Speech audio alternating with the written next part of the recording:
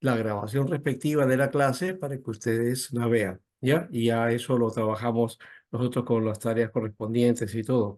Ya hicimos eso con la semana pasada con los de primer año o primero o segundo año. Y creo que ha sido muy interesante hacer esta clase, ¿ya? Así que estamos ahí, hermano, gracias por todo. Sé que allá en Lima está el frío, ¿no? Hay mucho frío. Ya estamos en invierno y hay que abrigarse nada más y cuidarse. De paso, yo también, antes de venir aquí, nos dio una gripe y un problema de faringitis, ¿no? Una, como le llaman, una infección a la faringe. Y bueno, ya me fui recuperando, pero estamos todavía en ese proceso, ¿no? Hemos venido acá por un asunto de compromiso familiar y vamos a tener casi los 2 meses y casi terminando la clase.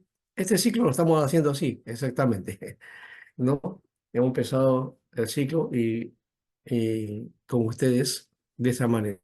Vamos a ir ahora a lo que nos corresponde hoy, al trabajo de la presentación del material que estamos compartiendo. Se acuerda que hemos estado haciendo acerca de la historia del dogma, el carácter del dogma, todos esos aspectos, ¿no? Que básicamente son el, lo que corresponde a los significados, ¿no? De cada de estas palabras. Y sobre todo, eh, situarnos, ¿no es cierto?, en este proceso de la historia de la doctrina. Dijimos al comienzo que la doctrina que tenemos de enseñanza, lo que hemos afirmado como doctrina, viene de un proceso histórico, ¿no? No es exactamente una doctrina que la Iglesia o la Biblia nos ha declarado detalladamente, sino que la Iglesia se ha encargado de detallar estos aspectos, ¿no? Y han surgido en base a las luchas contra los herejes, contra las falsas doctrinas y también en el proceso conciliar y cómo la iglesia se ha ido acumulando o dando lo que se conoce como la tradición, ¿no? Y entonces en base a eso hay dos procesos, ¿no? Con respecto al aspecto de desarrollo. Uno es los concilios, ¿no? Los concilios y también los credos, ¿no? Que han ido acumulando.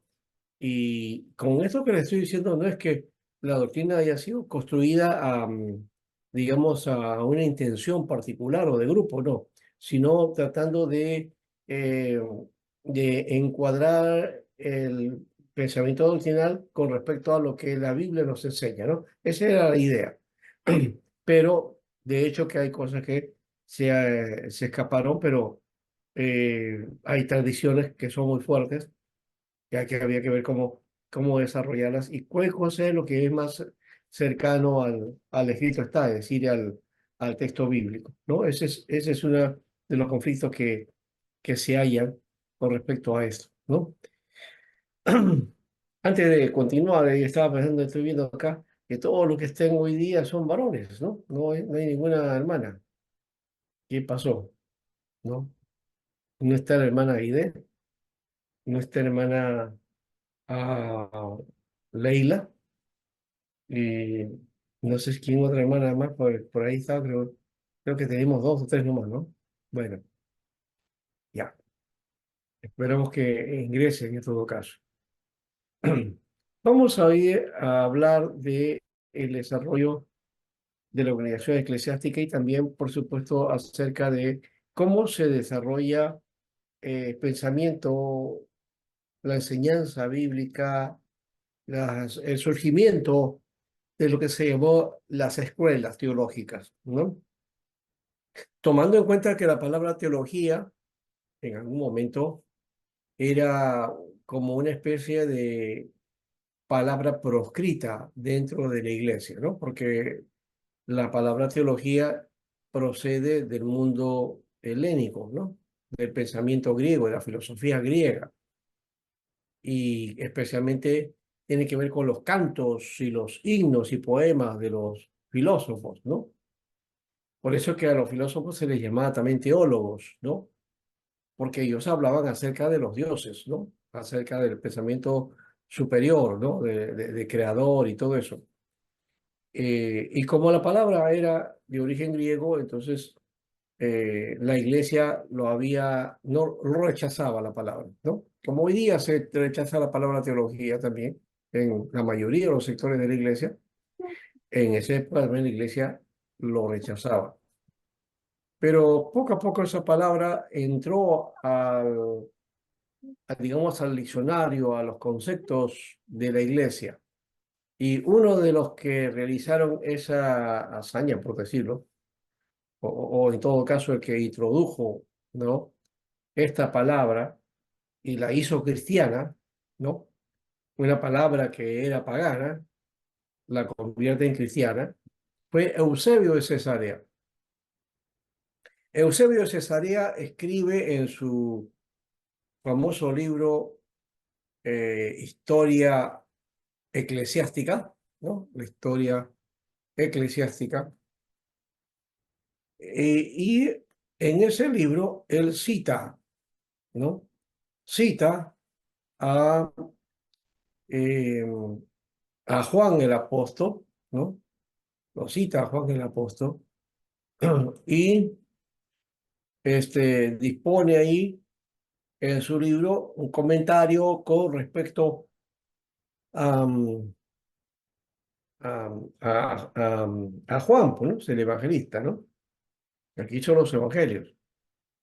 Y lo nombra o le da una calificación, ¿no? Juan el teólogo,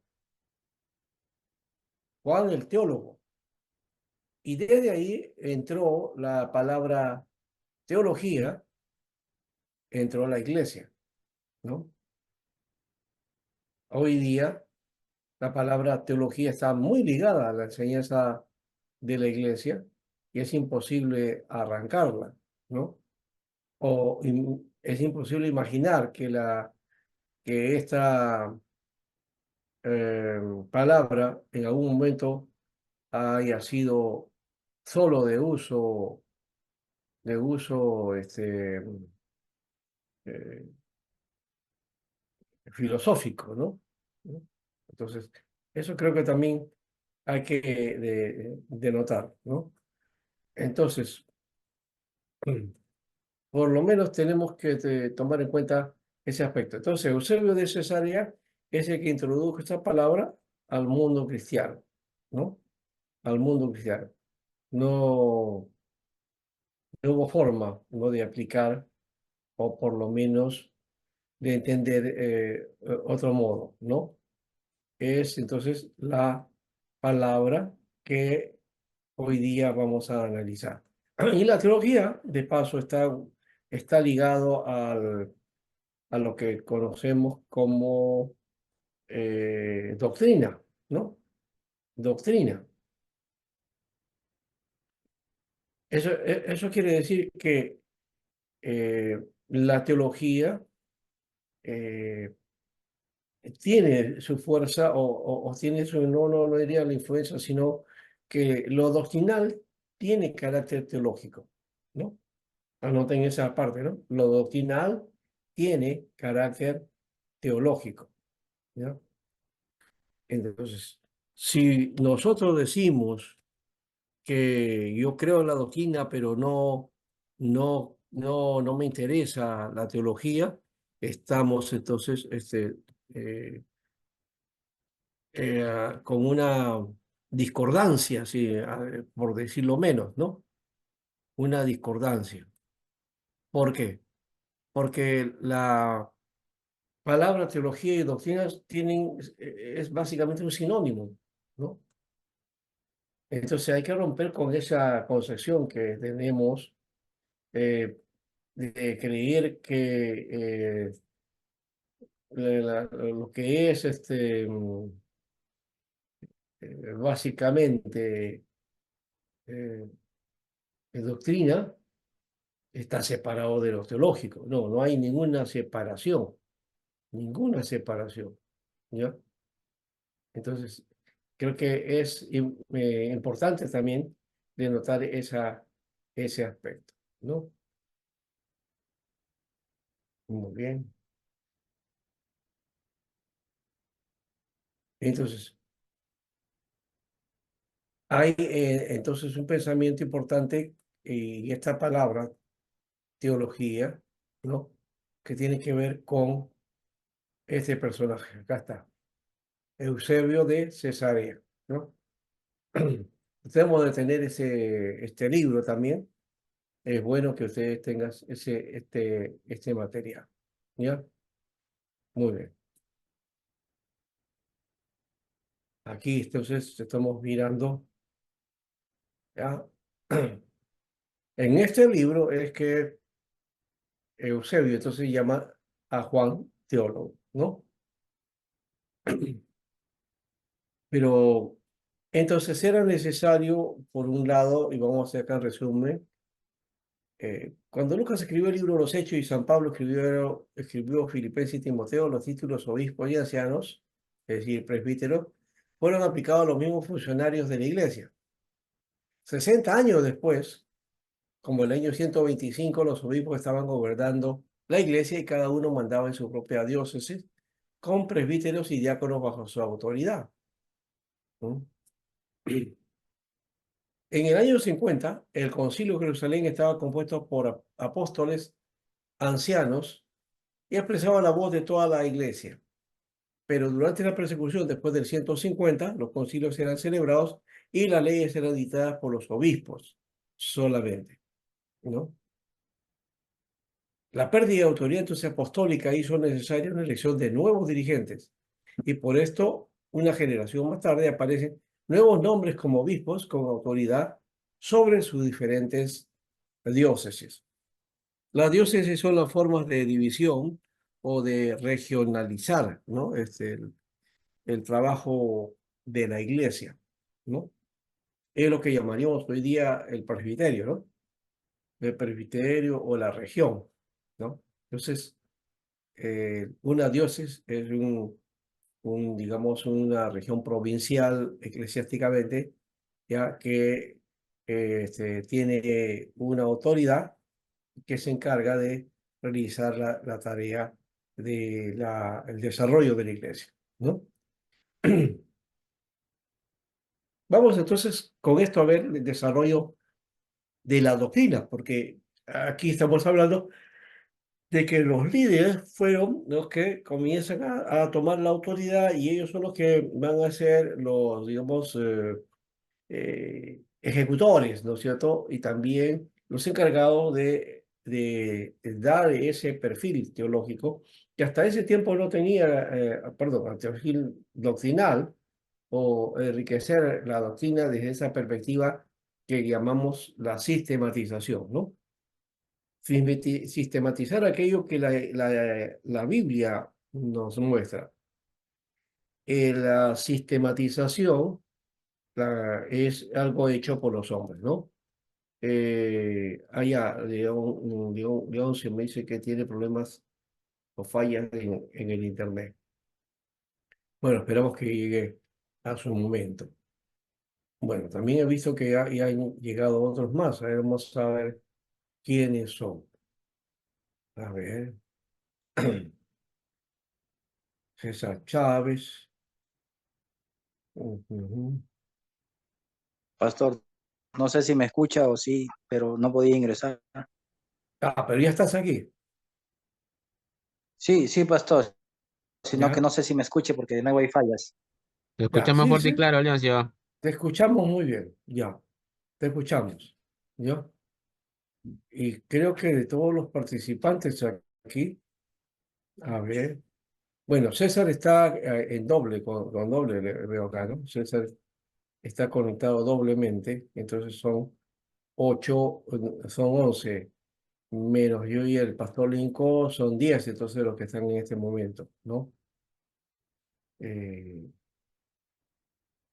Iván Leoncio, Alexis sí está, Alexis ha llegado, y sí, sí, Alexis y nuestro hermano Leoncio son los que han llegado ya. Bueno, seguimos ahora. Entonces, al no tener a los apóstoles, ¿no? Y aunque han distribuido entre ancianos, obispos, todo, los obispos van a comenzar a tener fuerza en la iglesia. Y ellos van a tener la determinación también de los aspectos doctrinales.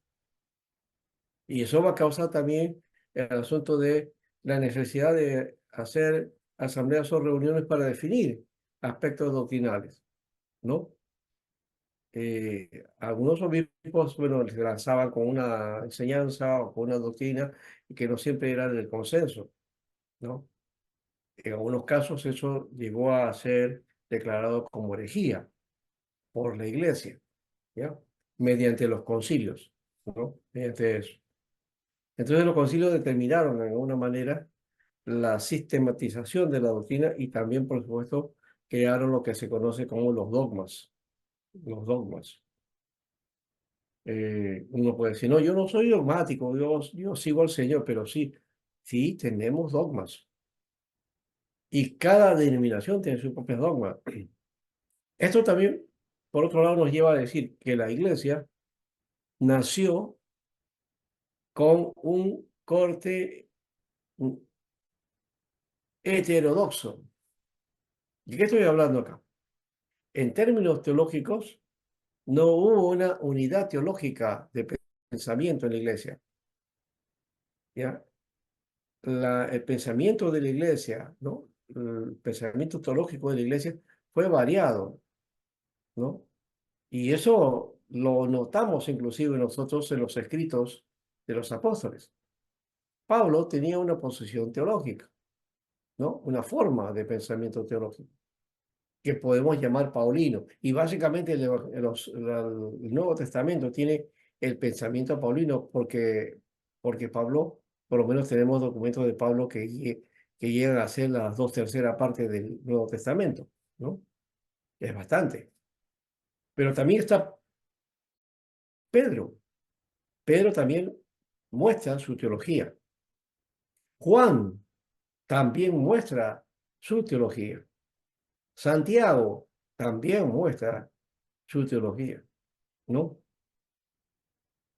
Entonces, hay presencia ahí de otros personajes que nos dan entonces la pauta. Y si uno se da cuenta, como que aparentemente hay también ciertas contradicciones, ¿no? Por ejemplo, esos que quieren enfrentar la, la sola fe de Pablo, ¿no? Que la salvación es por fe. Algunos entonces dicen, no, que la salvación es por obra, ¿no? Lo dice Santiago. No hay contradicción. Lo que pasa es que Santiago lo que está queriendo buscar es la evidencia de esa salvación, ¿no? Mediante las obras. No dice que somos salvos por obra, ¿no? Entonces, ese es uno. Y luego, otras las confrontaciones, ¿no? Pero tenemos confrontación con Pablo, o en este caso Pablo mejor, confrontó a Pedro, ¿no? Entonces, no siempre estuvieron de acuerdo en el pensamiento definido de la iglesia. Seguro que sí, en cuanto al consenso central de la doctrina, que es Jesucristo, su sacrificio, su pasión, su muerte y resurrección, en eso estaban de acuerdo. En cuanto a otras cosas, cada uno tenía su propia visión y su propio parecer, ¿no? Eso también ocurre hoy día. Y es más, hay mucho de eso. Entonces, somos una iglesia heterodoxa, no somos ortodoxos.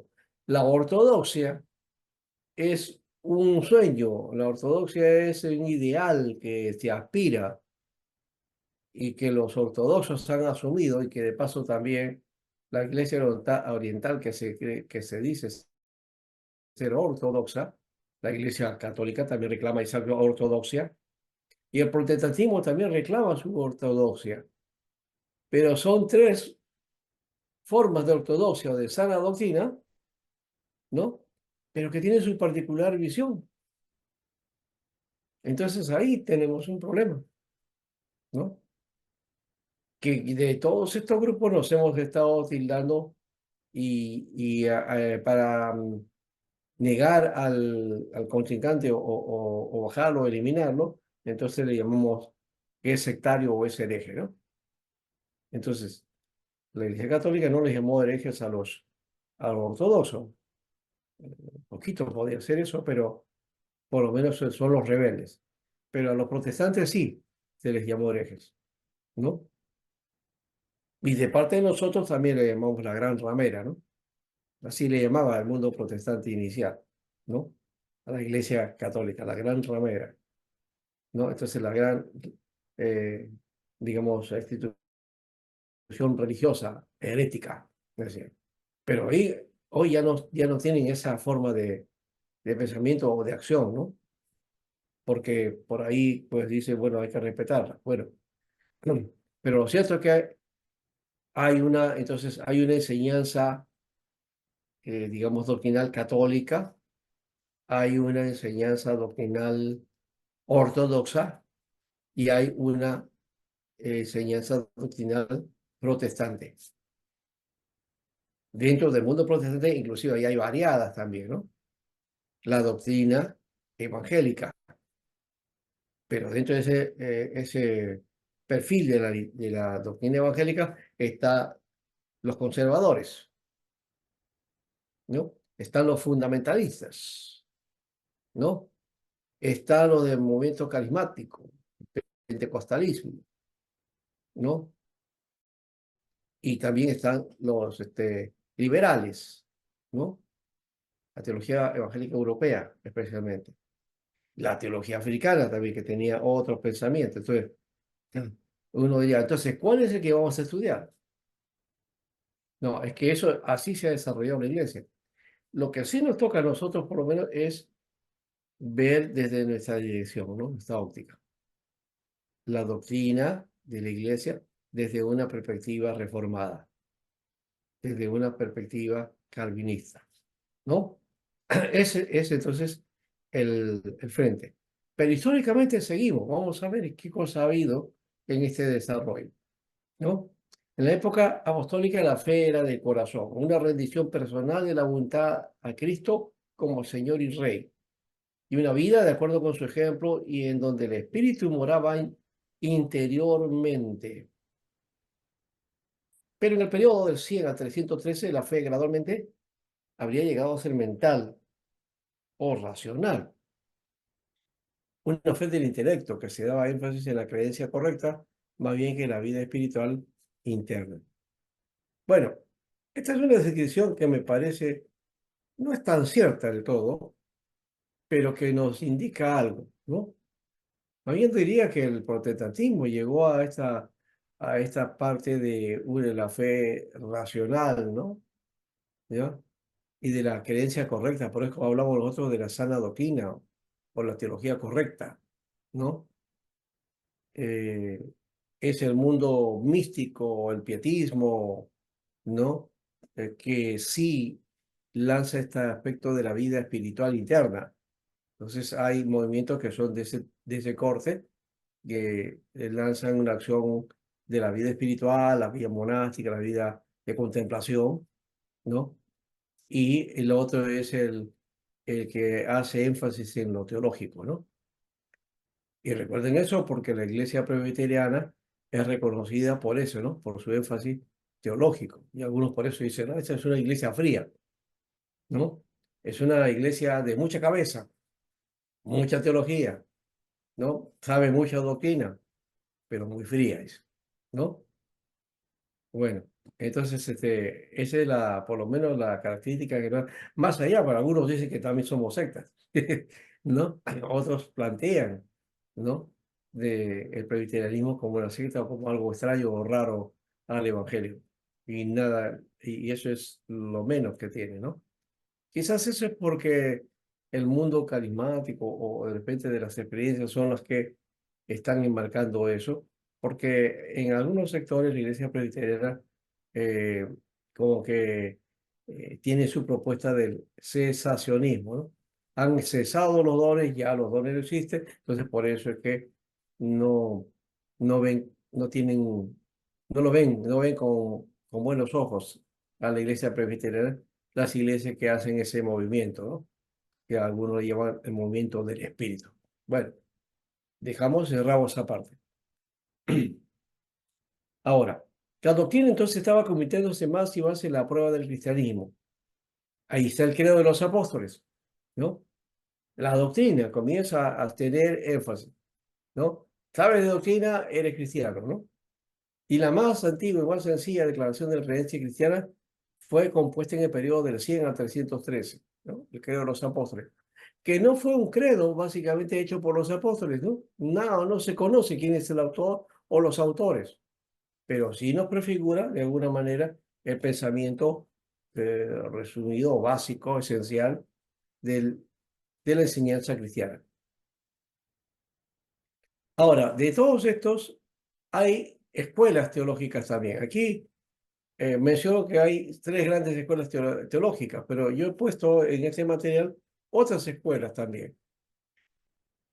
Pero estas escuelas, entonces, Alejandría, en Asia Menor y el norte de África, y después vamos a ver la escuela de Antioquía, la escuela latina también.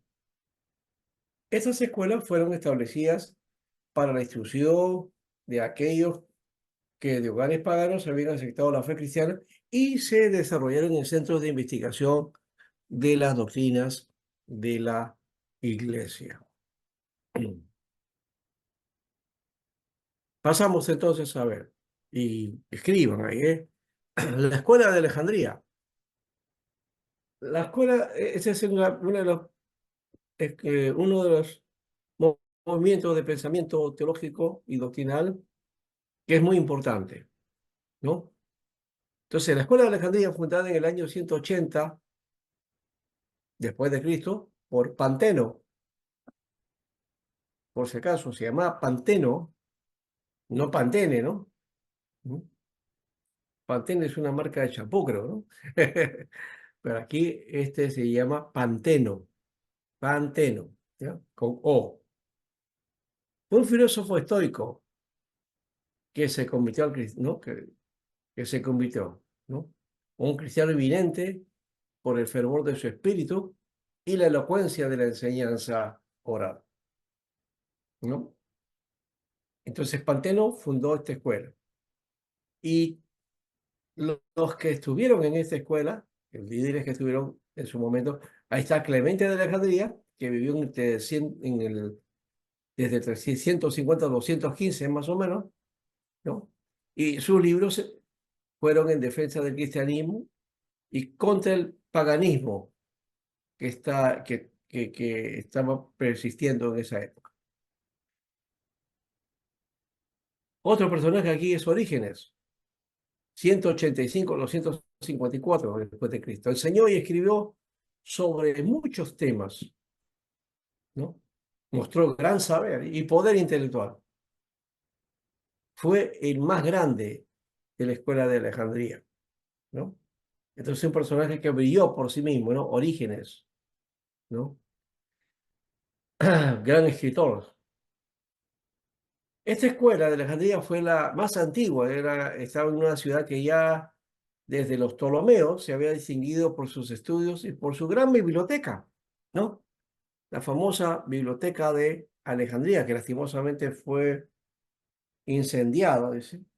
Algunos dicen que es por los cristianos, ¿no? Pero siglo IV, V, más o menos por ahí.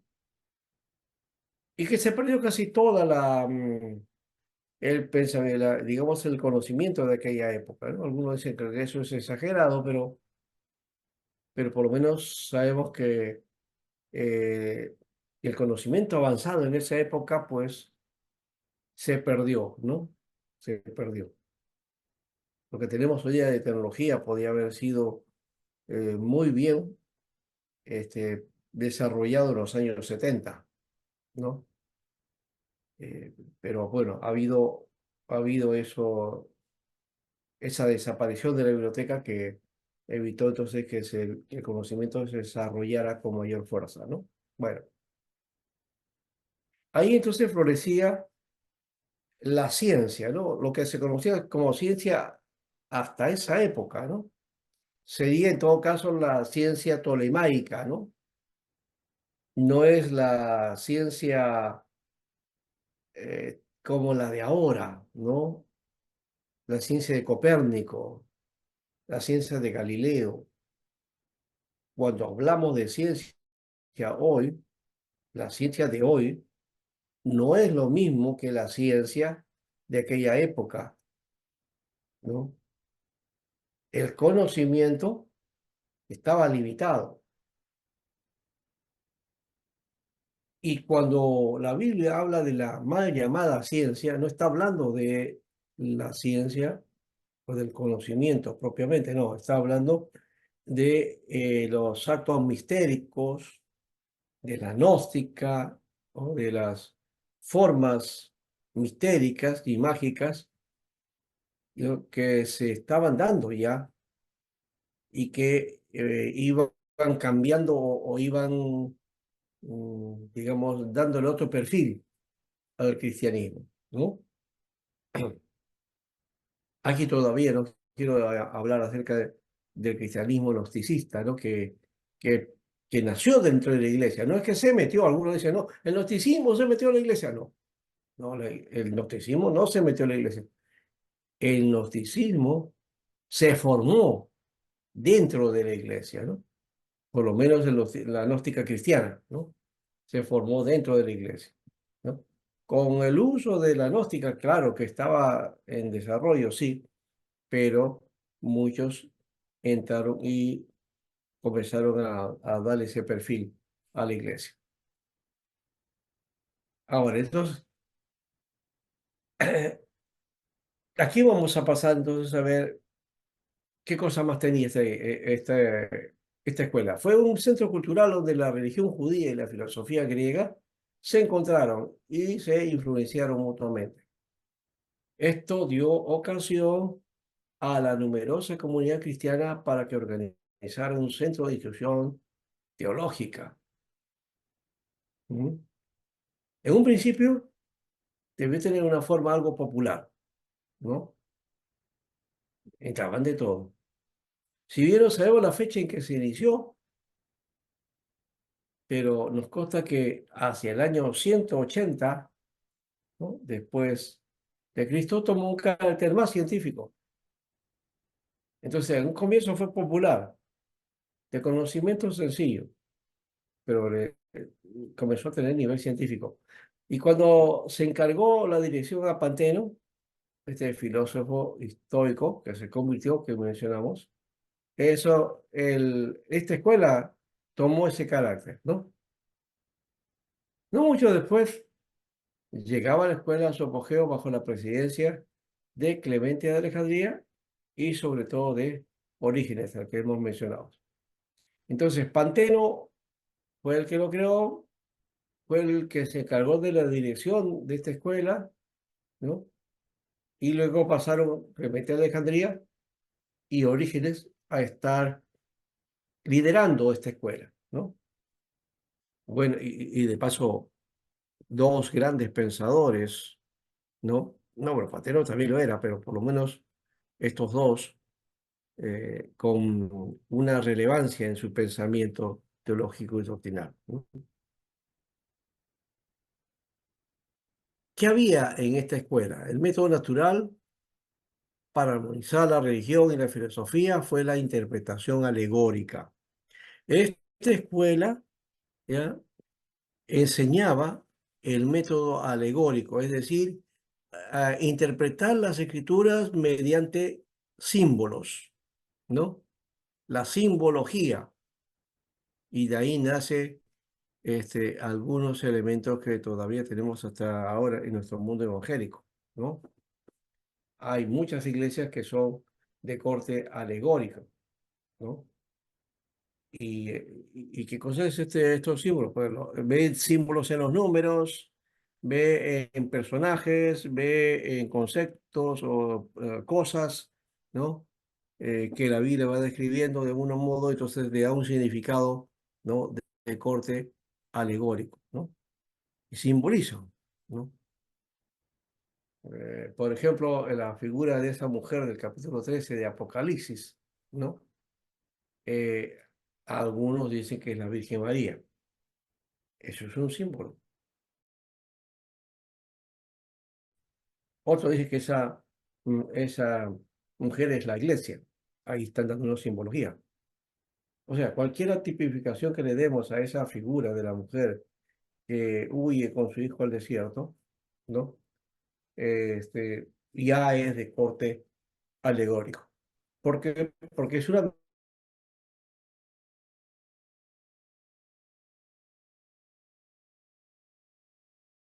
Bueno, en ese concepto, pero lo cierto es que Alejandría.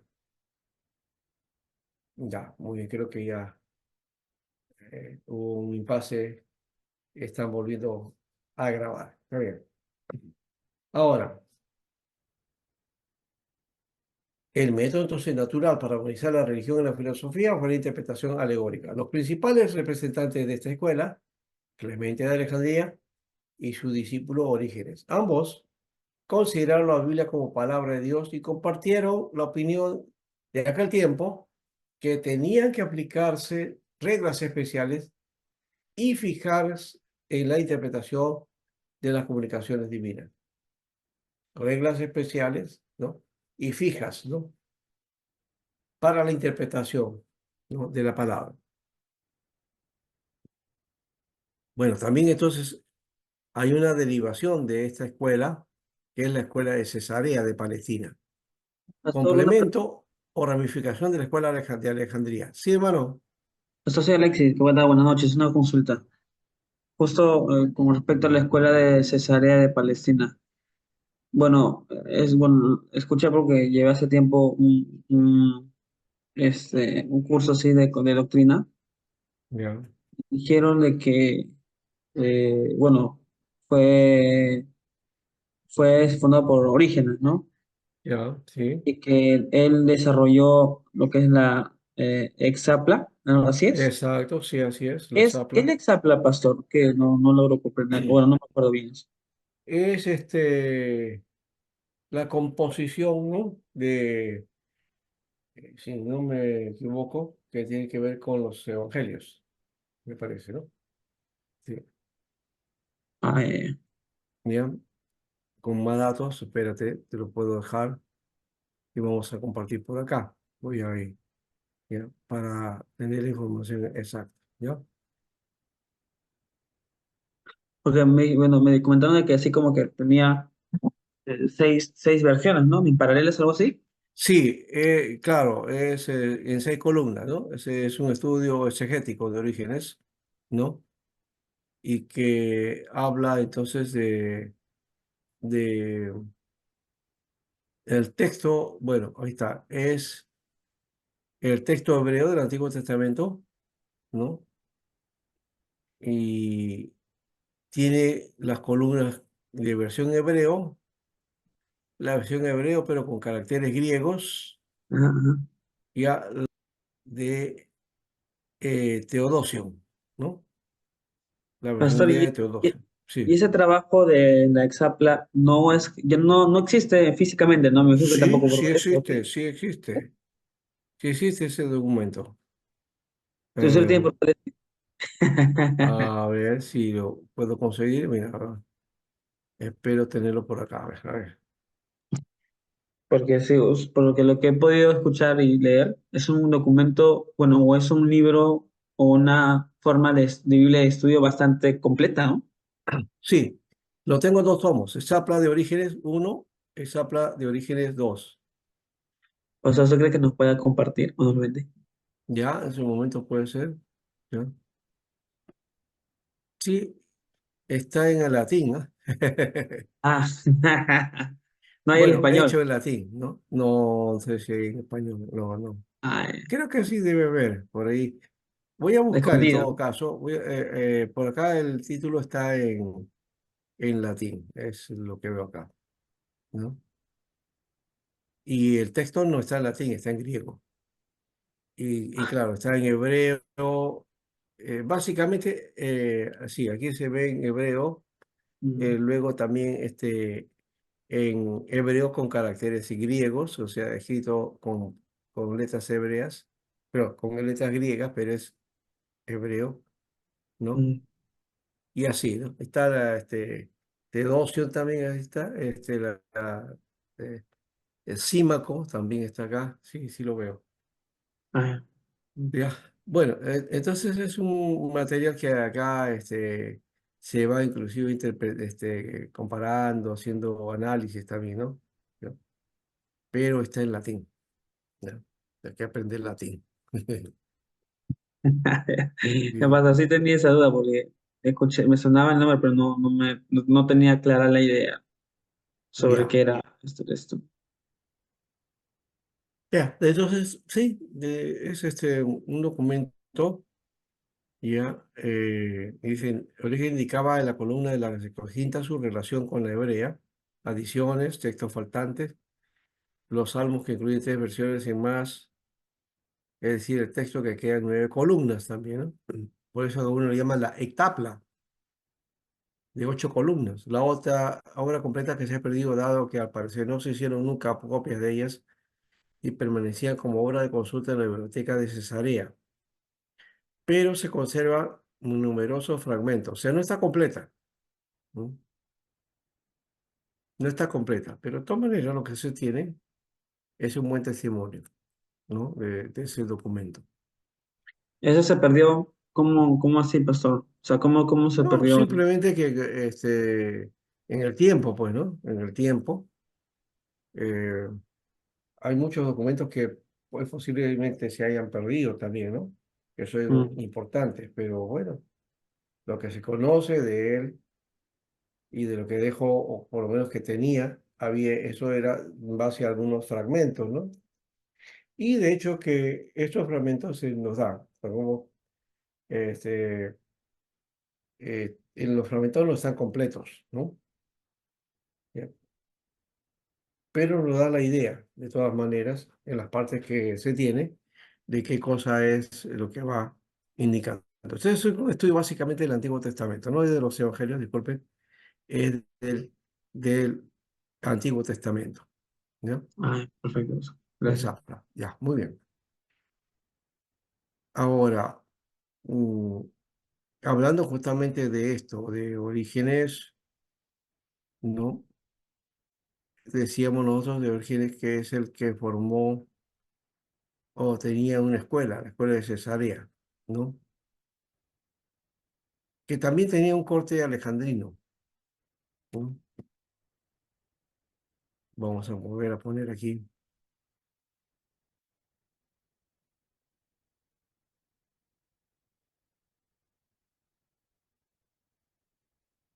La escuela de Cesarea de Palestina, ramificación de la escuela de Alejandría, por eso lo hemos puesto en esa sección, fue fundada por Orígenes, cuando tuvo que salir de Alejandría y que en poco tiempo alcanzó gran esplendor, ¿no?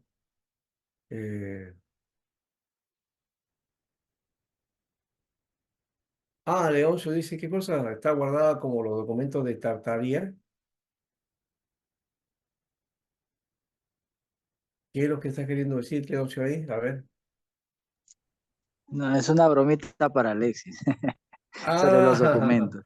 ya, ya, decía, ¿qué cosa es eso? Bueno, ahora, tanto la escuela de Canía como la de Cesarea se distinguían por su tendencia a la interpretación alegórica de la escritura, en la que buscaban siempre, fuera del sentido literal, otro más profundo y misterioso, ¿no? Esa idea de que, de qué significado tiene eso, ¿no? ¿No? O la idea alegórica, ¿no? Eh, ¿Qué es ese asunto del mar de cristal, ¿no? Eh, o ¿qué más dice casas de oro, creo que dice, ¿no? O algo así, la Biblia en el Apocalipsis. Bueno, calles de oro, mar de cristal, y buscan el significado de eso, ¿no? ¿Cómo lo podemos explicar? ¿De qué manera podemos entenderlo? ¿No? Bien. Entonces, hay búsqueda de no el sentido literal, sino de una profundidad y un misterio al texto, ¿no? Eso es el sentido de la alegoría. Claro, la Biblia tiene sus propias alegorías, de hecho que sí, ¿no? Eso que le digo, calles de oro y mar de cristal es una alegoría, ¿no? El Apocalipsis está lleno de alegorías, ¿no? Pero el Apocalipsis, con eso no quiere decir que vamos a usar toda la Biblia para darle una interpretación alegórica a toda la Biblia. Apocalipsis sí puede, se puede hacer y aplicar la escuela alegórica, El, el el, el pensamiento tema, cristiano. el tema, pastores, con la mala interpretación de la Biblia es que la mayoría lee la Biblia y lo interpreta alegóricamente todo. Claro, ese es el problema. O también otros interpretan de forma literal todo, ¿no? Fueron Pastor, las pero dos. eso Sí. sucede no bueno, falta de preparación. Lo que pasa es que muchos hacen eso bueno, por que se dejen llevar por la espiritualidad, ¿no? Ya el Espíritu Santo le revelará, como que se Bueno, interpreta y hay algo de eso, hay algo de claro, eso. Sí, sí, sí, sí hay eso, pero ya son posturas de alguna manera, ¿no? Son posturas que se han ido asumiendo, ¿ya? Y que han aparecido como muestras, pues, digamos, de interpretación, ¿no? Del texto, ¿no? Entonces, eso creo que también hay que tener el cuidado de reconocer cómo es que eh, trabajar el texto, porque de hecho la Biblia tiene elementos literales, ¿no? Hay interpretaciones literalistas de la Biblia, por ejemplo, los 10 mandamientos o los mandamientos, es literal, lo que está en Levítico también es literal, ¿no? El sacrificio de Jesús es literal, sí, pero también tiene su simbolismo, ¿no? Entonces hay alegorías ahí. Eso no le quita el sentido de que tiene el sacrificio en sí, no, sino lo enriquece, ¿no? Entonces las O sea, parábolas son, podría decirse, pastor, que Daniel o Apocalipsis son proféticos, pero en alegorías, en algunas partes del libro. sí, sí, porque nosotros queremos ponerles literalidad a eso, por ejemplo, ¿no?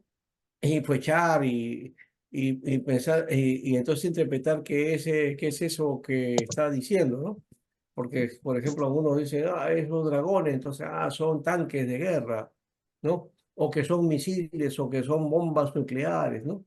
¿No? Pero que se veía en forma de alegoría, ¿no? Y que cuando están este, lanzan una bomba, entonces se ve como una bola de fuego, ¿no? O como que tuviera cabellos, ¿no? Como que tuviera rostro. Ya, eso, por ejemplo, es darle un literatismo al texto que no tiene, ¿no? Entonces, sigue la alegoría y había que ver entonces qué cosa y a qué pertenece la alegoría. De paso, Apocalipsis es alegórica, pero las alegorías tienen que ver con este, su tiempo, ¿no? Todas esas alegorías caben muy bien y tienen que ver con el Imperio Romano. Tiene que ver con el Imperio Romano, ¿no? El enemigo, ¿no? De la iglesia, el Imperio Romano, ¿no? Y ahí calza exactamente. Si tú lo quitas de eso, bueno, lo pasas a un tiempo final, quiliástico, ¿no? Milenial, al final de los tiempos, final de todo, el juicio y todo eso. Entonces vas a tener que crear un monstruo, como lo que estaba haciéndose en la época de la pandemia, ¿no? El orden. Acá hoy día está, de paso, ahora que estoy recordando, ya han pasado 3, 4 años de la pandemia. ¿Quién habla hoy día acerca ya del nuevo orden mundial? Casi todos estos profetas que hablaban acerca del gran orden mundial que ya se venía, ¿no? Y que venía el fin del mundo, ya se olvidaron de eso. ¿Dónde está el nuevo orden mundial? ¿No? Que hasta culparon que las vacunas, ¿no? No, hay que ponerse la vacuna porque se están inoculando el chip, ¿no? Del 666, el número de la bestia. ¡Qué bestias! ¡Qué bestias eran, ¿no? Realmente, porque ¿cómo es posible que alegoricen de esa manera y asusten a la gente, ¿no? Porque así no va a ser el asunto. Entonces, Bueno, hay interpretaciones e interpretaciones también, ¿no? Abuso de interpretación de la alegoría se llama alegorismo. Y el alegorismo nos lleva entonces a herejías y a enseñanzas doctrinales falsas y a tomar actitudes sectarias, ¿no? Lo hizo José Smith, que utilizó también alegorías. Dijo que un ángel se le presentó, ¿no? Y que un ángel le dio unos lentes, ¿no? Especiales para leer esas escrituras que estaban hechas en metal, dice, ¿no? Y ahí él escribió luego y las transcribió porque esos lentes le permitían traducir de ese lenguaje antiguo esos textos y salió el libro del Mormón, ¿no? Dictado por el ángel Moroni, ¿no? Eso es alegoría y abuso de la alegoría, es alegorismo, ¿no? Visiones y todo eso. No estoy diciendo y no estoy en contra de que algunos tengan una experiencia espiritual y tengan manifestaciones espirituales y visiones y sueños y todo eso. Se puede dar, se da, pero eso no va a ser la base para mi fe. Tengo que mirar el escrito, está también. Bueno, es que es el otro lado, que es el literarismo. Pero los dos están ahí en esa lucha. Yo creo que hay más que eso todavía, ¿no? El análisis exegético del texto que llevó al sistema histórico-gramatical o gramático-histórico y después a la exégesis, a la crítica textual, a los métodos críticos, ¿no? A los métodos antropológicos, sociológicos de hoy también. Entonces hay unas formas diversas de interpretar las escrituras y que debemos tomarlo solamente como métodos, no como instrumentos y no como fundamento, ¿no? La alegoría, el literalismo no deben ser fundamentos, simplemente son instrumentos, ¿ya? Para poder interpretar. Bueno, luego está la Escuela de Asia Menor. Consistía en un grupo de maestros y escritores de teología y su más grande representante fue Ireneo, que se trasladó a la Galia, en Francia, y ahí fue obispo y en el año 200 murió como mártir. A esta escuela de Asia también la vamos a ajustar a la Escuela de Antioquía, la Escuela de Antioquía, porque también está cerca, ¿no? A Asia. Como la Escuela de Alejandría, la de Antioquía se dictaba de una manera dedicada especialmente a la exégesis bíblica, pero con una marcada diferencia de sistema. Así, la de Antioquía era más realista y literal, menos amiga de alegorías y sentidos rebuscados. Fundada probablemente por Doroseo y Lucio a fines del siglo III. Ahora, como fundador, se considera a Luciano de Samosata, ¿ya? Luciano de Samosata. Ahora, pero Doroteo escribió un tratado de principios de interpretación, ¿ya? Pero los aportes que dio a este movimiento Doroteo fueron sus discípulos. Teodoro de Macedonia, un gran pensador, y Juan Crisóstomo, un gran predicador. Aquí están. Teodoro de Macedonia era un liberal en cuanto a la Biblia, o sea, su pensamiento de interpretación abierta, ¿no? De exégesis intelectual y dogmática, se le conoció como el exégeta. Defendió el método gramático histórico, un sistema, un método que la Iglesia reformada se mantuvo y se mantuvo hasta los siglos XX más o menos en nuestra etapa, en nuestras iglesias. Y también hasta ahora hay algunos que utilizan un método gramático histórico, ¿no? Antes que viniera el boom de la exégesis, ¿no? Hoy todo es exégesis, exégesis, todo el mundo habla de exégesis hoy día. Bien. Hay pasajes mesiánicos en los Salmos. Esa perspectiva de los pasajes mesiánicos, eso por ejemplo es alegórico. es alegórico, ¿no? Y esta escuela de Antioquía, si bien manejó lo literal, también tenía lo simbólico, ¿no? Y le digo eso de los pasajes que mencioné como simbólico es porque se parte del análisis y el estudio y todos los aspectos o características que aparecen en el texto lo atribuimos a un Mesías futuro, ¿no? Ahí está el sentido de lo alegórico. Pero si uno va a leer el texto está hablando del rey y del tiempo del rey, o en todo caso de un rey que va a venir, ¿no? La esperanza de un rey vendrá, ¿no? Ahora, si es de carácter mesiánico, ya es otra cosa, ¿no? Pero eso es la interpretación, no es lo que dice el texto. Pero como tenemos la interpretación de esa manera, entendemos el texto de ese modo y decimos, sí, ahí está hablando del Mesías, ¿no? Y podría ser que sí, que esté hablando de eso, pero es más bien la interpretación que hacemos del texto y no lo que el texto me está diciendo, ¿no? Bueno, ahí hay de repente algunos conceptos que teníamos que trabajar, porque de hecho, ¿no? El Salmo 2, por ejemplo, lo hemos tirado como salmo mesiánico, ¿no? Pero tiene que ver con la persecución que tenía David, ¿no?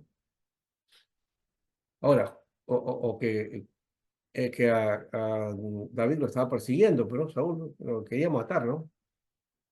Bueno, algo de eso está comentando el texto este, de, del capítulo 2. Ahora, Juan Crisóstomo, por otro lado, Juan Crisóstomo consideraba infalible a la palabra de Dios, ¿no? Y su exégesis era de corte espiritual, ¿no? Espiritual y práctica, ¿no? Mausuetia era intelectual y dogmático. Crisóstomo era espiritual y práctico. Fue un orador excelente y ya también lo hemos mencionado en algún momento, se le llamó a Juan Crisóstomo boca de oro, ¿no? O sea, la palabra Crisóstomo significa boca de oro, ¿no? Por eso Juan, no sabemos, bueno, no se usaba de apellidos ahí en esa época. Este Juan, llamado Crisóstomo, ¿no? Llamado Crisóstomo. Hoy día Crisóstomo es un apellido, pero en esa época era una chapa, ¿no? Como diríamos, un apodo, ¿no? Ya. Juan el Crisóstomo, Juan el Boca de Oro. Ambos desarrollaron teorías exegéticas y repudiaron el método alegórico. Teodoro, con el transcurrir del tiempo, negó la inspiración divina de algunos libros sagrados. Bueno, ese es su error, en todo caso. Esto de la inspiración lo dio los padres de la iglesia, desarrollaron ese aspecto también, ¿no? Entonces, bueno, Teodoro tuvo su posición y negó la inspiración de algunos libros de su posesión. Mm, de hecho, que si el tema no está si queremos inspiración o no, o cómo lo tomaban en esa época. Porque hoy día, si tú no crees en la inspiración de algunos libros de la Biblia, inmediatamente te asaltan y te sacan de la iglesia, ¿no? Como hereje, ¿no? Porque esa inspiración está bien, bien marcado en nosotros, ¿no? Ahora, de esta escuela salieron entonces hombres ilustres, pero las tendencias realistas de la escuela hicieron caer algunos en notables errores y herejías, ¿no? Ya ese es otro error. Ahora, la escuela del norte de África, ¿no? En Cartago y por medio de una serie de escritores y teólogos le dio forma al pensamiento teológico de Europa. Aquí uno de los más importantes fue Tertuliano, brillante y fervoroso. También está Cipriano, obispo conservador, que murió como mártir en la persecución de Decio en el año 258. Muy bien, entonces ahí tenemos el personaje de Tertuliano en la escuela del norte africano, ¿no?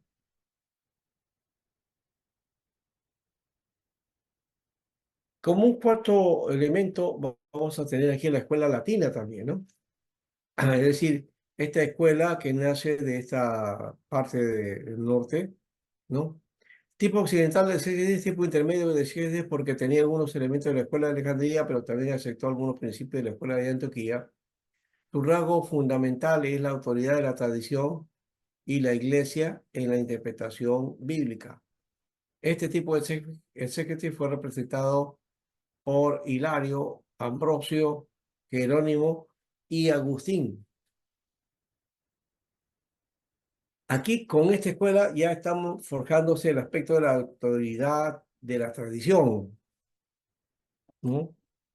Entonces, que la enseñanza, la doctrina, la dicta, la tradición y la iglesia, ¿no? Los cardenales, ¿no? La escuela cardenalicia más la tradición de la iglesia. Entonces, este es un concepto muy romanista, de alguna manera, ¿no? Ahora, este tipo de ciencia fue representado por Hilario, Ambrosio, Jerónimo y Agustín. Jerónimo, que se hizo famoso en su traducción de la Vulgata, estaba familiarizado con el hebreo y el griego, pero su obra en el campo exegético consiste en un gran número de notas lingüísticas, históricas y arqueológicas. Agustín, en cuanto al conocimiento de las lenguas originales, era más deficiente, pero tenía una gran habilidad de sistematizar las verdades bíblicas. ¿No? Agustín era muy bueno en eso. Ahí están sus confesiones, por ejemplo, ¿no? Y el pensamiento agustiniano es ese pensamiento bajo influenciar en la iglesia hasta nuestros días. Tanto ha influenciado en la iglesia que es el movimiento reformador lo hizo un agustino, ¿no? Lutero, el protestantismo. Y también está ahí Calvino, que también tiene pensamiento agustiniano, ¿no? Y la justificación por la fe es doctrina de Agustín. La predestinación es de Agustín. Entonces, no podemos negar la influencia de Agustín en el pensamiento de la iglesia, ¿no? El San Agustín de la Iglesia Católica. De la iglesia en general, de la De la iglesia en iglesia, general. ¿no? Ellos, Sí, ellos también o lo sea, adoran, ¿no? Como un ahí hay santo. que tener, claro, claro, la iglesia católica le da mucha fuerza viendo desde esa perspectiva teológicamente están bien. El problema está en la práctica de los dogmas, lo que la iglesia va afirmando como aspectos digamos, litúrgicos, Entonces, pastor, sacramentales. Ahí es ahí donde viene la diferencia. se Sí, transgiversa, ¿no? Ahí es donde viene la sí, diferencia, ¿no? Como tal. claro, claro, claro. Pero la cuestión teológica estamos igual. Estamos igual, o sea, tenemos el mismo pensamiento teológico. Agustín está ahí. A menos que, bueno, por otro lado ya está también el pensamiento de Tomás, ¿no? El tomismo, ¿no? La iglesia reformada un poco ha habido de Agustín, eh, a ver, era montanista, creo que sí, algo por ahí era de un movimiento ahí, era gnóstico también, ¿no? A él se debe también la dualidad, el pensamiento dual que comienza a desarrollarse en la iglesia y que lo asume como suyo, ¿no? Y yo no estoy de acuerdo con eso, por ejemplo, ¿no?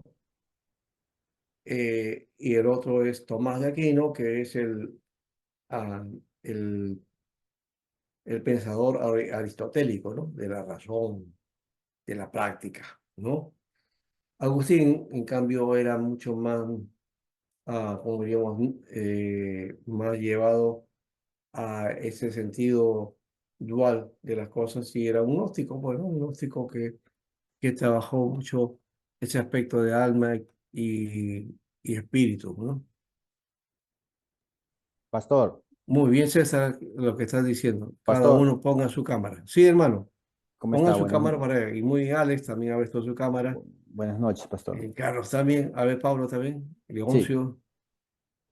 Solo que tengan limitaciones en cuanto a su señal, bueno, o en todo caso, pónganlo un rato y después Pastor, lo puede cortar. Sí, eh, normalmente las iglesias pentecostales, las iglesias, tanto de la Alianza como la peruana, ellos tienen un concepto diferente de nosotros como presbiterianos.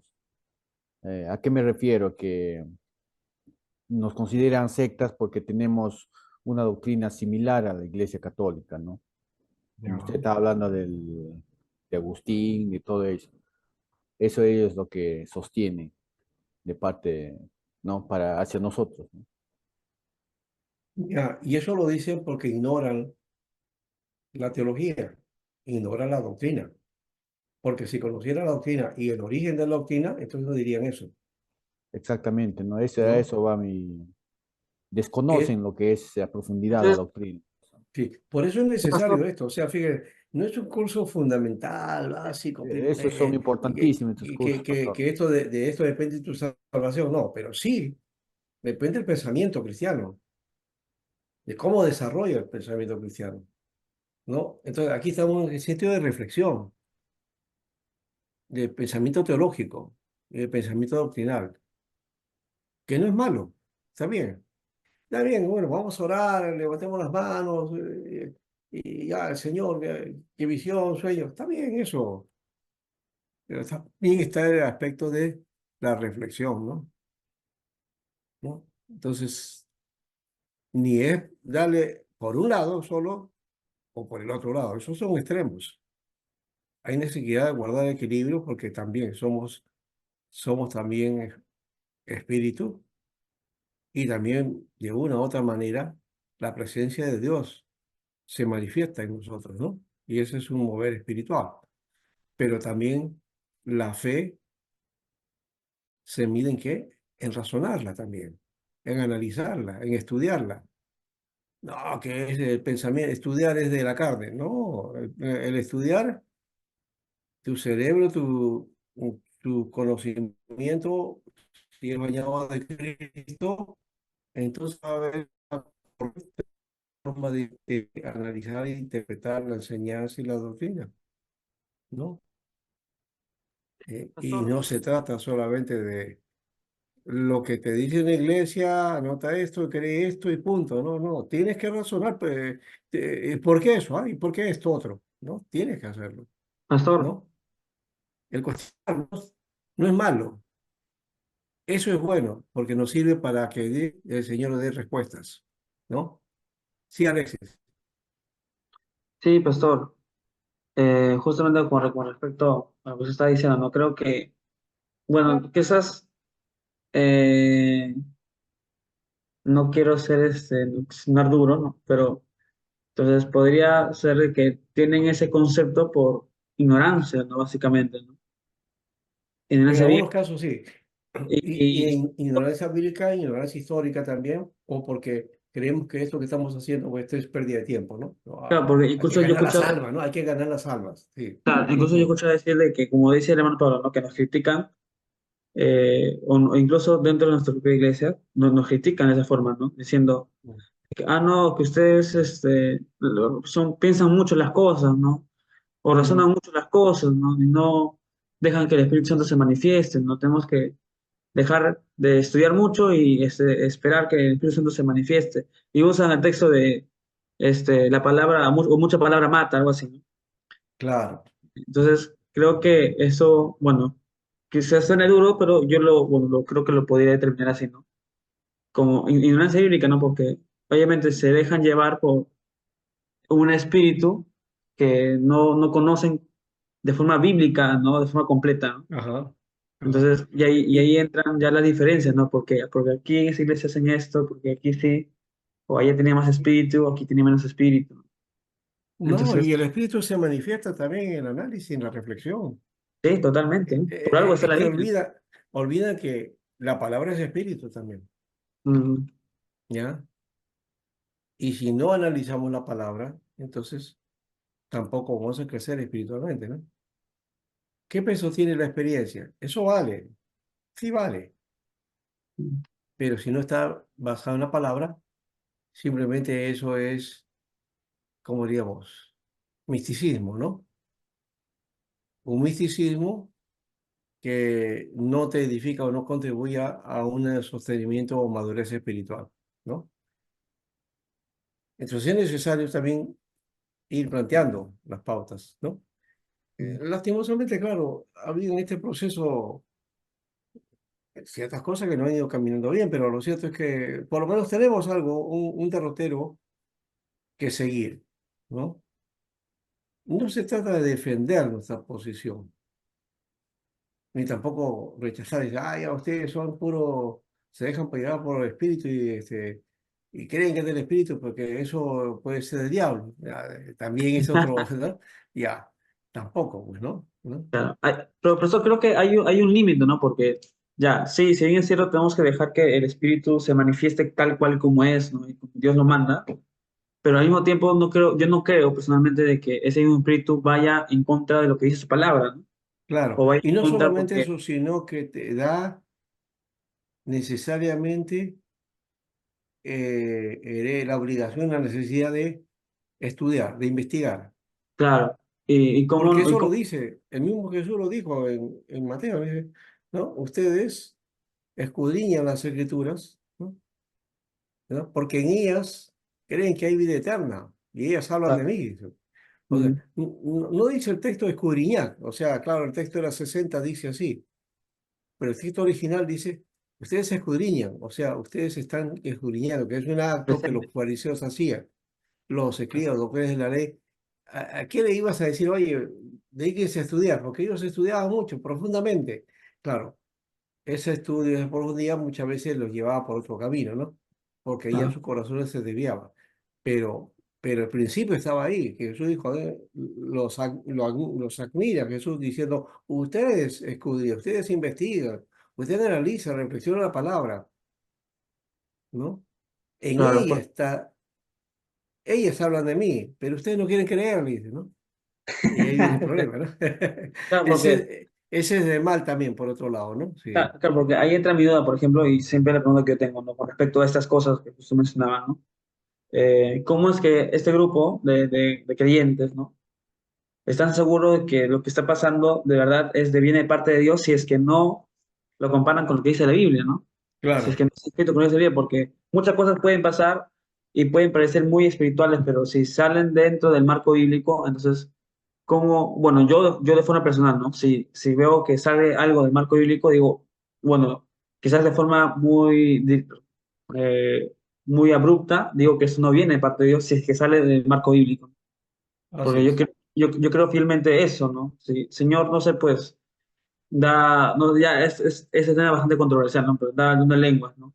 Pero así es, se sale del marco bíblico, como Pablo lo menciona, cómo debería de ser, cómo se debería manifestar. exacto. Y Entonces, ahora ahí viene el otro asunto. ¿Cuál claro, es el marco bíblico, no? claro, entonces, ¿Cuál es, es el marco bíblico en que yo me baso? claro, Los padres de la iglesia quisieron darnos ese marco, pues. Pastor, pero en el aspecto de nosotros, por ejemplo, si hablamos del marco bíblico, por ejemplo, la Biblia dice que también tenemos que tener celo, ¿no? Celo de la palabra, ¿no? Sí, claro, sí, Este, por ejemplo, en el aspecto del marco bíblico, yo podría, pues, si veo algo que no está dentro del marco bíblico, yo podría hablar o decirle al hermano que está hablando, si en todo caso fuera de mi denominación, ¿no? En este caso de la iglesia presbiteriana, ¿no? Si hay, claro, estás un error bíblico o está hablando enseñando algo que no es, ¿no? ya. Pero, ¿qué hacer con con los hermanos de las otras iglesias, ¿no? Que no No, son nosotros, ¿no? ahí Simplemente no podemos hacer nada. No, respetar, ¿verdad? ¿No? claro, Respetar, claro, escucharlos, ¿no? claro. ¿No? Ahí no se puede hacer Pero nada. por ejemplo, ¿cómo nosotros, en nosotros mismos, ¿no? Al ver, pues, que ellos enseñan otras cosas que quizás para nosotros no está bien, también nosotros por dentro también como que nos sentimos un poco, ¿qué hacemos, no? ¿Qué podemos hacer en ese Yo, aspecto, no? yo lo que creo que se debe analizar y ver a la luz de la palabra si eso que se enseña es correcto o no también, ¿no? Eso creo que es una buena salud o una buena salida, ¿no? Frente a tantas cosas que hay, porque también hay que tomar en cuenta este otro hecho. no porque nosotros creamos que tenemos la sana doctrina, estamos en el sentido correcto. Claro. Asumimos que estamos en la sana doctrina, pero ¿qué es sana doctrina? Claro, Por eso cuando dije el marco bíblico, ¿cuál es el marco bíblico? Porque también, pastor, claro. creo que va a depender, No siempre el bueno, de marco acuerdo a la bíblico, denominación, sí, ¿no? sí. La marco bíblico varía, ¿no? Es Por que ejemplo, hay, aquí nosotros es que posturas. hay posturas, pues. Entonces, Claro. ya. Si en base a esa postura, también tengo que definir si esa postura o ese marco bíblico o el marco bíblico de la denominación corresponde al consejo de Dios, a todo el consejo de Dios, a toda la palabra. O de repente también es solamente una es, parte de la palabra, ¿no? Que la asumimos claro, como todo. es como, por ejemplo, hace poquito más, cuando tuvimos de vacaciones en el seminario, cuando hay vacaciones de seminario, el pastor Artemio me pone a enseñar, ¿no? Los días que estoy de descanso, ¿no? Como no hay seminario, entonces estuve enseñando eclesiología, ¿no? Más que nada con el tema de la liturgia, ¿no? Ya. Entonces, los hermanos que aprendieron el curso, que tuvimos casi un mes, ¿no? Ya pues terminaron el curso y cuando acaba el curso me dice, hermano, hemos aprendido esto, lo que se debe hacer y lo que no se debe hacer en el culto, ¿no? Hay que imponer que se haga así, dice, ¿no? Entonces yo lo que les dije a ellos es, no, ustedes no pueden imponer. Lo que ustedes tienen que hacer es enseñar a los que, no, a los hermanos, ¿no? No pueden imponer a los jóvenes a ver que no hagan esto en el culto, porque si los imponen, ellos se pueden rebelar o se pueden resentir, ¿no? No Claro. hay que imponer, sino hay que enseñarles. ¿Por qué? Porque ellos no han estado en clase, ustedes sí, entonces ustedes tienen que enseñar. Cuando ustedes ya enseñen, ahí recién pueden aconsejar, hablar, pero no pueden imponer. Ya, muy bien. Y además, hay algo que, bueno, eso está bien lo que estás mencionando, pero también hablando del presbiterianismo. ¿Qué presbiterianismo defendemos, por ejemplo? El calvinismo de los Hay de cinco todo, puntos pastor. calvinistas, Nosotros somos calvinistas, ¿no, pastor? ¿No? sí, pero Sí, el calvinismo de los 5 puntos, o sea, el calvinismo del sínodo de Dort, el calvinismo de pensamiento de la institución cristiana de Calvino, Yo no te hago feliz. y ahí viene ese problema, ¿no?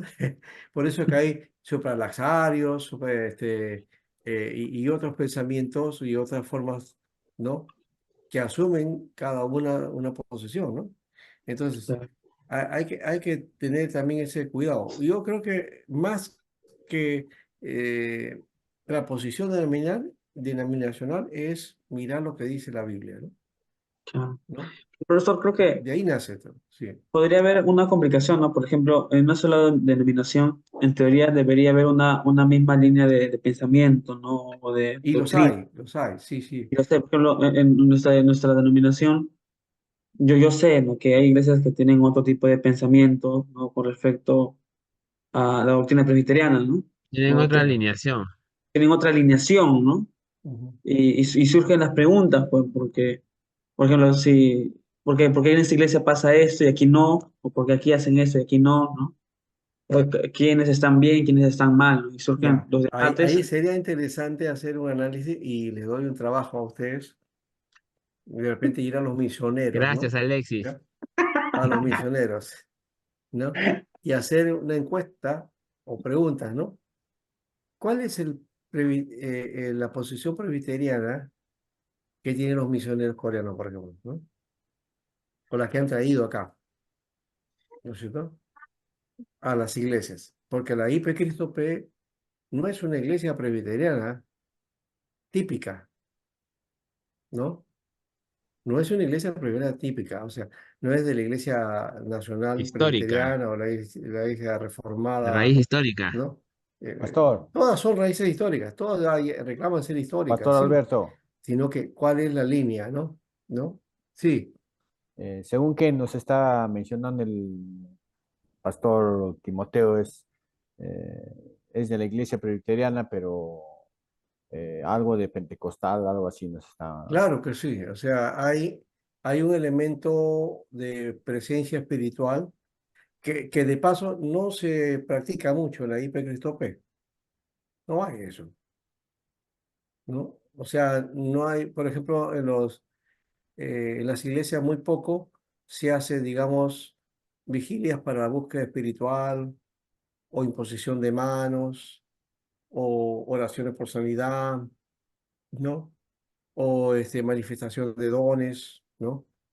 Que es lo común dentro del mundo pentecostal, ¿no es cierto? ¿Ya? Entonces, es de alguna manera nominal eso, porque los misioneros no han querido plantear eso. Y cuando ha habido eso, también han tratado de que eso no se expanda, ¿no? ¿No? Más bien se acorte. O sea, es pentecostal, pero con un pentecostalismo muy reservado, ¿ya? Si a mucha oración de griteríos y lenguas y profecía, a eso hay que tener cuidado, ¿no? Entonces eso no se practica. No lo practicamos en la iglesia de la IBEC-Tope, ¿no? Claro, por ejemplo, eso, pastor, por ejemplo, hay iglesias que sí lo practican, ¿no? Ya, Dentro de nuestra denominación, por ejemplo, ¿no? Y hay iglesias que no. ya, Y yo he podido, bueno, y también he visto qué ha pasado en otras denominaciones. Y incluso lo he visto en las asambleas, que hay iglesias que se parecen más a la presbiteriana de las asambleas, que están en las asambleas, que en su misma propia denominación pentecostal, ¿no? claro. Entonces, ¿cómo es que eso se puede o se maneja? Porque entonces, si se denota, ¿no? Que hay ese tipo de variedad de interpretación, de posturas, Más que de forma de iglesia, posturas, es ¿cómo es que se maneja vivencia, eso? Claro, es ¿cómo es vivencia que, de que cómo se maneja? Pues, cada iglesia local tiene su propia característica y posiblemente eso sea el asunto. Y por otro lado también es el énfasis del pastor, claro, ¿no? Sí, si el pastor tiene un énfasis espiritual, se va a ir por ese lado, ¿no? ¿No? Así sea presbiteriano, bautista, alianza, lo que sea, ¿no? ¿Ya? Pero si tiene esa sensibilidad espiritual, se va a llevar por ese lado y la iglesia va a asumir esa posición también, ¿no? claro. Eso no Entonces, genera una falta de identidad con respecto a la denominación. no, no porque la identidad no está en lo que tú haces, sino en lo que eres. El problema, pastor, es que lo que usted habla, está diciendo ahorita, tiene mucha razón. Depende del pastor y depende también de la iglesia, que también es una esponjita, ¿no? Como del pastor y Claro, es todos correcto. sabemos eso, ¿no? Sí, ¿No? Pero sí. ¿cuál es el problema? El problema es cuando ya los seminaristas vamos al seminario y aprendemos doctrina presbiteriana, ahí es el problema, pues. Ya No, no es tanto. No, lo que queremos ya, ahora, queremos claro, ordenar la iglesia. no, lo que hay es que hacer no la sistematización, porque yo no estoy de acuerdo tampoco con sistematizar, o sea, encuadrar el trabajo, todo. No, no, no hay que poner el orden. No, no es eso. O sea, hay que dejar que el espíritu se mueva, sí. Pero en medio de eso, ya no dejar de lado, ¿no? La enseñanza, la doctrina, ¿no? Y los principios bíblicos, ¿no? Eso creo que es importantísimo trabajarlo. Más allá de ser presbiteriano o no, ¿no? Tiene que haber entonces conocimiento de la palabra, pero un conocimiento sano, real, ¿no? No como dijo Alex, y que sí es cierto que hoy día hay ignorancia de la palabra. Cuando hablamos de que son ignorantes que ignoran, no es un insulto, no es un insulto. Todos en alguna manera somos ignorantes Mm. ante una materia o un conocimiento. Por ejemplo, de ingeniería, seguramente somos ignorantes, no sabemos nada de ingeniería, o de astronáutica, ¿no? De repente no sabemos nada de astronáutica, ¿no es cierto? ¿Ya? Lo máximo que tenemos es que algunos están en la luna, ¿no? ¿Ya? Pero no es eso, ¿no es cierto? ¿Ya? Entonces, tenemos que tener en cuenta que no podemos abarcar todos los conocimientos, ¿cierto? Pero en términos bíblicos, teológicos y de elemento religioso, sí necesitamos tener conocimiento para saber en dónde estamos, en qué lugar también, ¿no? Y aquí van otros detalles, miren, ¿ya? Cuando Agustín decía que el intérprete debe estar equipado para su tarea, dice, miren, el intérprete, en filosofía, crítica e historia, pero sobre todo en amor. Y él adoptó una cuádruple forma de interpretación bíblica, ¿no? El, esa forma de interpretación histórica, teológica, ¿cierto? De origen, es la analógica y la alegórica, ¿no? La analógica de comparación, la alegórica, simbolismo, teológica que viene de origen, y la histórica, ¿no? Entonces, bueno, aquí esto hay que profundizarlo, de hecho, ¿no? Aquí tenemos que pensar, no vamos a trabajar el pensamiento de Agustín, de hecho no lo vamos a hacer, de repente en una maestría puede ser, pero ¿por qué no especializarse en Agustín? ¿Por qué no? Y le doy el reto ese, ¿no? Que usted lo tenga. Pero no, el primer reto, la primera tarea que está saliendo aquí es consulta entonces hacia los misioneros. ¿Qué tipo de iglesia presbiteriana somos? ¿No? O cuál es el pensamiento presbiteriano particular del misionero y de su función, ¿no?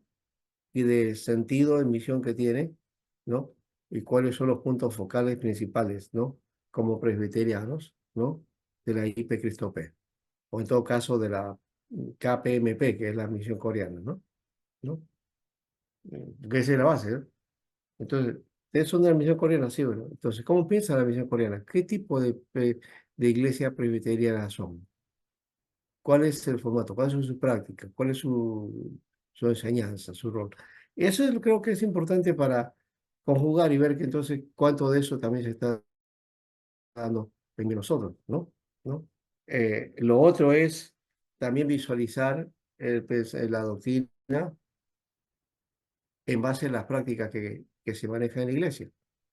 Al final, no es solamente el pensamiento que tienes uno como doctrina, sino la práctica que tiene uno, ¿no? La práctica de fe. Ahí es donde se va a manifestar nuestro pensamiento, porque tú actúas de acuerdo a cómo piensas. Tú nunca vas a pensar de una manera y actuar de otra, ¿verdad? Si tú piensas de una manera y actúas de otra, entonces ahí hay un problema, ya hay un problema hasta patológico, ¿no? ¿No? Entonces eres bipolar de alguna manera, ¿no? ¿No? El bipolar es así, ¿no? Tiene una manera y muestra otra, ¿no? O sea, dos caras o dos formas, ¿no? Y a veces se intercambia, ¿no? Entonces hay que tener cuidado de ser bipolar en la mentalidad cristiana, ¿no? ¿No? Entonces que pensamos una cosa y hacemos otra, ¿no? ¿No? Eso no camina, tiene que ser perseverancia, ¿no? ¿No? El pensamiento tanto la acción, ¿no? Concreta. Bueno, vamos a tener este descanso, creo. Vamos a ver esto en la segunda parte. Hay bastante tema aquí para trabajar, pero si nos detenemos un poco, creo que va a ser bueno, pero voy a tratar de ver cómo terminar.